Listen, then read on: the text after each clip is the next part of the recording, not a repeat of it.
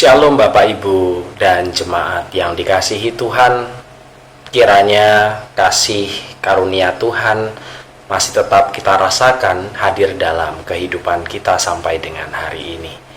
Bacaan kita pada hari ini akan diambil dari Injil Yohanes pasal yang ke-6 ayat 30 sampai dengan 35. Demikian firman Tuhan. Maka kata mereka kepadanya, "Tanda apakah yang engkau perbuat, supaya dapat kami melihatnya dan percaya kepadamu? Pekerjaan apakah yang engkau lakukan? Nenek moyang kami telah makan mana di padang gurun, seperti ada tertulis, mereka diberinya makan roti dari surga." Maka kata Yesus kepada mereka, "Aku berkata kepadamu, sesungguhnya bukan Musa yang memberikan kamu roti dari surga, melainkan Bapa-Ku yang memberikan kamu roti yang benar dari surga.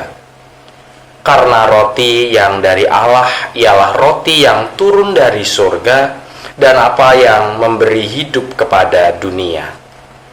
Maka kata mereka kepadanya, "Tuhan, berikanlah kami roti itu senantiasa." Kata Yesus kepadanya, "Akulah roti hidup. Barang siapa datang kepadaku, ia tidak akan lapar lagi, dan barang siapa percaya kepadaku, ia tidak akan haus lagi." Bapak Ibu yang dikasihi oleh Tuhan, akulah roti hidup. Demikianlah Tuhan Yesus menyatakan dirinya kepada orang banyak yang saat itu mencari dan mengikutinya. Dalam bagian ini, Yesus mencoba mengoreksi pikiran mereka yang saat itu mengikutinya semata-mata karena mereka telah kenyang dari roti yang diberikannya melalui mukjizat pemberian makan terhadap 5.000 orang yang terjadi dalam bagian sebelumnya. Kedatangan orang banyak untuk mengikuti Yesus bukan untuk mengenal Yesus lebih jauh dan menjadikannya sebagai pusat kehidupan waktu itu. Namun sebaliknya, mereka mengikuti Yesus hanya supaya dapat melihat dan menikmati lagi roti dari mukjizat tersebut. Orang banyak tertarik pada roti, tetapi mereka gagal untuk menyadari siapalah pemberinya. Gambaran roti kehidupan sebagai gambar diri Yesus menunjukkan bagaimana ia ingin mengajak setiap orang yang mengikutinya saat itu untuk kembali menyadari bahwa sumber anugerah, sumber rahmat hanyalah terletak di dalam Yesus, satu-satunya sumber pemenuhan yang utuh. Lewat gambaran dirinya sebagai roti hidup, Yesus memproklamirkan kehadirannya sebagai satu-satunya penyelenggara kehidupan.